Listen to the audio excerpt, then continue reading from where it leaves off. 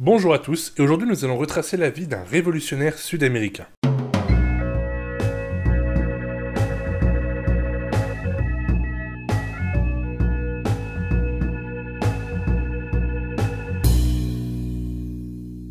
Ernesto Guevara, surnommé Che Guevara, naît dans une famille de la bourgeoisie argentine et est l'aîné d'une fratrie de 5 enfants.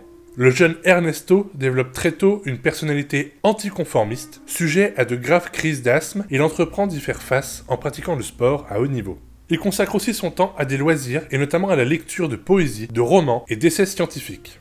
Et c'est sûrement ces romans qui l'inspireront à faire des études de médecine, puis il décide de découvrir les Andes. Et pour cela, il décide de faire un long voyage, réalisé en moto, une Norton 500cc, qu'il a renommée la Vigoureuse. Ce trajet, il le fera avec l'un de ses amis. Il traversera l'Amérique, et notamment 6 pays. Ils partiront de San Francisco en Argentine, ville qui se situe au-dessus de Buenos Aires, et ils vont descendre toute l'Argentine, remonter par la Cordillère des Andes via le Chili, et ils vont traverser les pays d'Amérique latine, et une fois à Caracas, au Venezuela, il décide de rentrer chez lui, il prend ainsi l'avion, mais il transite à Miami, et arrivé aux États-Unis, l'avion sera immobilisé pendant 1 mois, et pendant ce mois d'attente, il va notamment galérer et enchaîner les petits boulots, comme serveur ou plongeur, et au bout d'1 mois, il rentrera enfin en Argentine. Il sera au total parti plus de 9 mois. Ce voyage lui fera côtoyer la pauvreté extrême et l'amène à se tourner vers les thèses révolutionnaires d'inspiration marxiste, et c'est en 1956, une fois ses études finies, qu'il repart seul en voyage, et c'est dans ce second voyage au Mexique qu'il fera une rencontre qui va orienter sa vie. Il va rencontrer Fidel Castro et son jeune frère Raúl, et suite à cette rencontre et à des échanges, Che Guevara décide de rejoindre le groupe révolutionnaire cubain.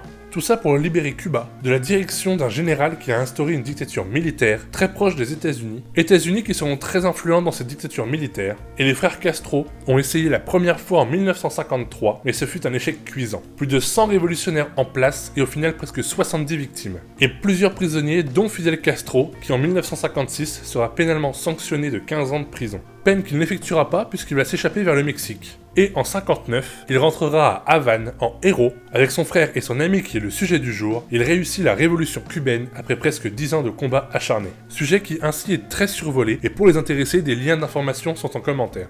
Suite à cette victoire et au renversement du régime qui s'ensuit, le Che occupe successivement des postes ministériels de prestige. Ministre de l'économie, de l'industrie, premier ministre. Le ministère de l'armée est confié au 3e homme qui dirigera la révolution, Raúl Castro, qui deviendra chef d'État de 2008 à 2018. Ernesto publiera également plusieurs ouvrages retraçant ses conceptions du communiste, qui sur plusieurs points sont différents de ce qui est transmis par l'URSS, qui est devenu leurs alliés dans ce contexte de guerre froide, qui dure depuis la fin de la Seconde Guerre mondiale. Tension internationale auquel Cuba va activement participer en 1962 avec la crise dite des missiles. Cette crise est connue comme étant l'un des moments les plus tendus de la guerre froide, événement qui a frôlé la 3e guerre mondiale. Mais alors, que s'est-il passé? Tout d'abord, il faut savoir que Cuba est très proche des États-Unis, et surtout de la Floride. Et Cuba s'est allié à l'URSS après la Révolution. Fidel cherche alors un moyen d'avoir plus de poids politiquement auprès des États-Unis, afin de pouvoir s'imposer lors d'un dialogue avec les États-Unis.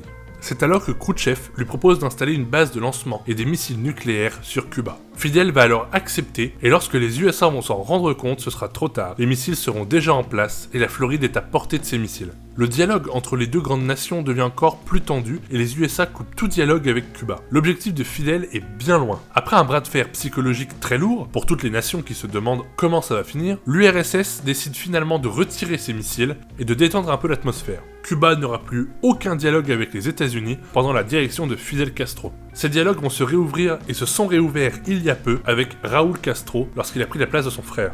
Pour revenir au sujet de la vidéo, en 65, le Che se sépare de Castro avec l'intention de mettre son savoir et son expérience au profit des États placés sous le joug du colonialisme. Après une expérience malheureuse au Congo qui se finira par un échec, le Che rentre en Amérique du Sud et participera à des mouvements de guérilla lorsqu'il sera capturé par l'armée en Bolivie. Son exécution est ordonnée le lendemain de son arrestation. Exécution qui va se dérouler dans une école. Son corps sera mis en exposition par l'État bolivien dans le but de calmer toutes les pensées révolutionnaires. Au fil des années, vont se dégager l'image d'un leader charismatique aux convictions absolues, image qui sera quelque peu écornée par plusieurs accusations. En 1997, sa dépouille a été rapatriée à Santa Clara, à Cuba, où son ancien partenaire prononcera des mots devenus très connus, Hasta siempre, comandante Che Guevara. Propos qui seront d'ailleurs repris dans une chanson. Aujourd'hui, le Che est reconnu comme l'un des plus grands révolutionnaires du XXe siècle et incarne un autre communisme que celui que l'URSS ou la Chine ont pu développer. Aujourd'hui, Cuba a rouvert un dialogue avec les États-Unis et Raúl Castro a organisé et mis en place des élections afin de rendre le pays plus démocratique. Et c'est ainsi que Miguel Díaz-Canel est devenu le chef d'État de cette ancienne colonie espagnole. Nous allons désormais passer aux 3 anecdotes sur le Che. Et pour la première, nous allons reparler de son voyage, que j'ai abordé en début de vidéo. Voyage qui a été retracé dans un film appelé Carnet de voyage. Et si la vie de ce révolutionnaire vous intéresse, ce film va sûrement vous plaire. On y voit la montée de l'Amérique latine par les 2 amis argentins, et à quel point le Che a pu côtoyer cette pauvreté et découvrir le monde à sa manière. Et dans la deuxième anecdote, nous allons parler de son surnom, le Che. D'où vient ce surnom? Étant argentin, sa langue maternelle est l'espagnol. Et en Argentine, ils ont un accent. Un accent qui se prononce surtout avec la prononciation répétée du mot che, prononcé bien en longueur. Ce mot est utilisé comme nous, on utilise le son pour marquer une hésitation dans les propos, une réflexion. Et en Argentine, cela est vraiment très utilisé. Ernesto l'utilise tellement que les autres hispanophones retenaient plus cela que son propre nom. Et pour finir, nous allons aborder une anecdote moins sympa. Souvent, on l'imagine comme le libérateur de l'oppression. Mais avant tout, c'est quelqu'un de violent. Et c'est ça qui va entacher son image de leader charismatique. Le travail de certains historiens va mettre à jour des actes qui prouvent que le Che était capable de sang-froid, d'être un bourreau, sans procès, et pouvant faire preuve de violence pour arriver à ses fins. Certains qui l'ont côtoyé ont à plusieurs reprises affirmé qu'il traitait très mal les personnes qu'il dirigeait, et qu'il n'évitait pas du tout l'utilisation de la force pour se faire écouter. Et c'est sur cette joyeuse anecdote que je vous dis à la semaine prochaine pour une nouvelle vidéo. N'hésitez pas à liker, partager et t'abonner.